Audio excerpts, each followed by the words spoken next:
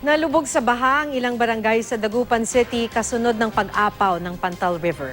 Makibalita tayo live kay Joan Consoy ng GMA Dagupan. Joan.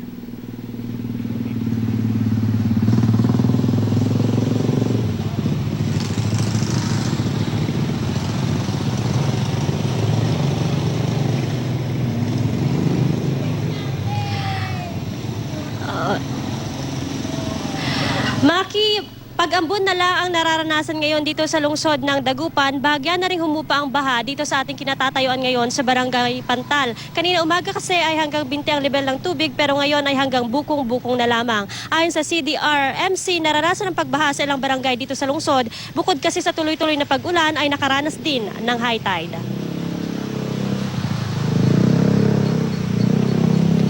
Sinusuong sasakyan ang baha sa Karaanan Street sa Barangay Poblacion Weste sa Dagupan City. Mataas pa rin ang level ng tubig sa lugar, kaya marahan ang pagpapatakbo ng mga motorista. Kaya pa ma'am, kaya pa? Parang naabot na yung tambutso ah. Oo, abot na rin ma'am, abot. Lagi na lang dyan para sa tuhod. Ha? Hanggang sa tuhod na dyan, sana eh. Pumasok na ang tubig sa loob ng bahay ni Mang Noli. Hindi na raw ito bago sa kanya, kaya kahit lubog sa baha, nagagawa pa nitong manood ng telebisyon habang kumakain. Well, sanay na eh. Maagap din nitong naitaas ang kanyang mga kagamitan. 4 na araw na raw na ganito ang sitwasyon sa kanyang bahay. Ngayon nga hanggang 20 na itong level ng tubig sa bahay ni Mang Noli. Actually ngayon nakatipto ako dahil kapag inapak ko itong bota sa mismong sahig ay papasukin na ng tubig itong aking bota. Ang ginawa rin ni Mang Noli, mas mataas itong kanyang kama nang sa ganun nga ay mas komportable siyang makatulog.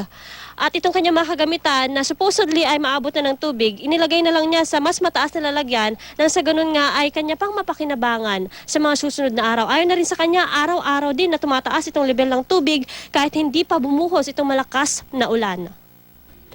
Ganito rin ang sitwasyon sa Barangay Pantal. Inabot na ng baha ang kainan ni Aling Lolita. Umapaw raw kasi ang Pantal River dahil sa sunod-sunod na ulang dulot ng bagyong Egay na sinabayan pa ng high tide.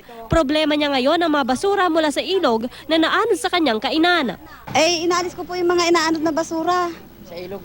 Galing po sa ilog. Kasi dumi-dumi. Inaagos papuntang napapalabas. Yung pag-ulan niya is moderate to a heavy tapos on and off siya. Sa San Fernando City, sa lalawigan ng La Union, umabot na sa hanggang bewang ang baha sa National Highway. Sa lakas ng hangin, nabagsakan ng billboard ang isang kotse na nakaparada sa City Hall. Ilang residente na rin ang inilikas. Malalim na po yung tubig hanggang dito na po namin. Opo. Nagtumbahan din ang puno at poste ng kuryente sa Bawang La Union dahil sa bagyong Egay. Ayon sa CDRMC, 4 na barangay ang nakakaranas ng pagbaha dito nga sa lungsod. Sa ngayon nga ay patuloy ang kanilang pag-iikot sa iba pang barangay. Ngayon nga ay wala pa raw isasagawang preemptive evacuation at nananatiling passable pa naman sa lahat ng motorista ang madaanan sa Central Business District. Yan muna ang latest mula dito sa Pangasinan. Joan Punsoy nagbabalita, Pilipinas.